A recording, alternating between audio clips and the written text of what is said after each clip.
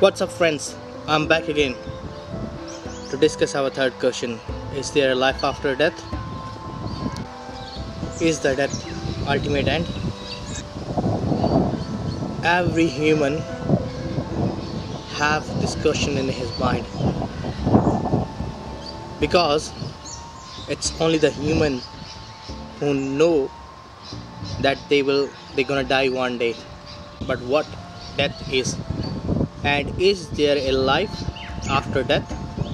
According to Hinduism, the life means the soul. It means Jeev Atma. But I will discuss that topic in my next video. In this question and in this answer, I want to stick toward only one thing, just the life. What life is? Life actually, in terms of science, is if someone has these three things. The first one is growing, like it grows, like we grow, plant grow. It has a capacity to grow. Second thing is if it can reproduce, like a lot of the other animals, plants, they do reproduce. The third thing the science have to differentiate the life from the non-living thing is it can respond to your signals, or it can adapt, or it can react. These are the basic, like the major three things that corresponds to life. If you think it deep, even the non-matter, even the non-living things, like take example of a simple thing like atoms, they do grow. What is the growth in humans and what is the growth in living beings? The growth is actually they take the raw material and they make, or they have inbuilt mechanism that can convert those materials into long chains or something like that. Could be, you can call them protein, fat, whatever it is, and they can grow. But what happens? You can generate these chemical combinations in the lab too, but those things are not life. So you can say that life is something else. There's some power that's controlling those things. Now come to the point, the second thing that science is, it should have a capacity to reproduce. Capacity to reproduce or make similar copies. If you look at atoms, like you have a H2O, break these things, it releases 2 hydrogen atoms and 1 oxygen atom, or whatever.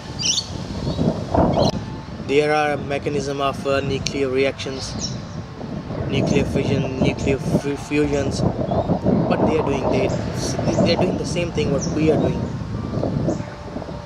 These nuclear reactions, they can be studied as similar way we are reproducing. Like 2 hydrogen atoms in the sun, they combine together and make a helium atom. Non-living material, they are also reproducing. So reproduction is also there in non-living thing.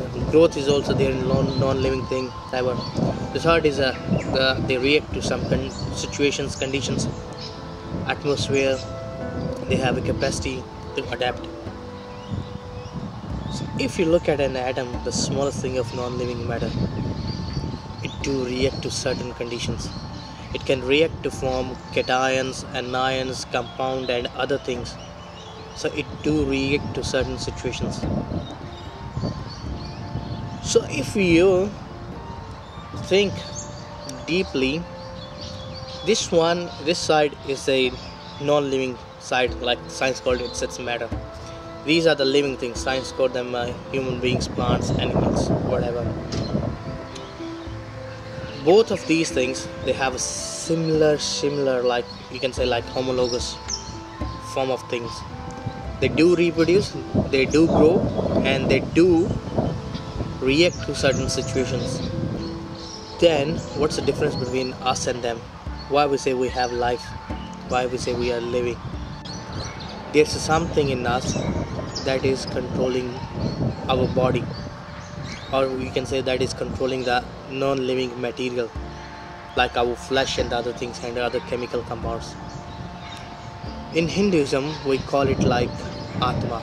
In Hinduism, we say there are two forces there. They are controlling our life. They are Pran and Apan, like our breathing. That's in and out, in and out. That's Pran and Apan. If you study physics, there are two forces that balance the atom or the other things. They are centrifugal and centripetal forces. In the similar way, the Hinduism says like there are two forces that balance us, that balance our living form. That's Pran and Apan. I want to answer this question on the basis of science. I will definitely make another video in which I will discuss about the soul and other things. But now, coming back to our point, life and death. According to me, everything is living. The matter is living, we are living, the whole universe is living. Why scientists say the sun has a life of this and this much years and it's gonna die one day? Why they use the term death with sun? Why science usually say the sun has an age of this and this year and it will die in this and this much year, like 500 millions or billion years? What's the reason? Why they use the term life with a non-living thing? Now, if you study biology, you might be aware of this thing. In human body, there are different types of cells, like red blood cells, white blood cells and other things. They have a different lifespan. Some live for 1 day, some live for 7 days, some live for like 1 month. In human body, every time a cell is dying and a new cell is taking birth.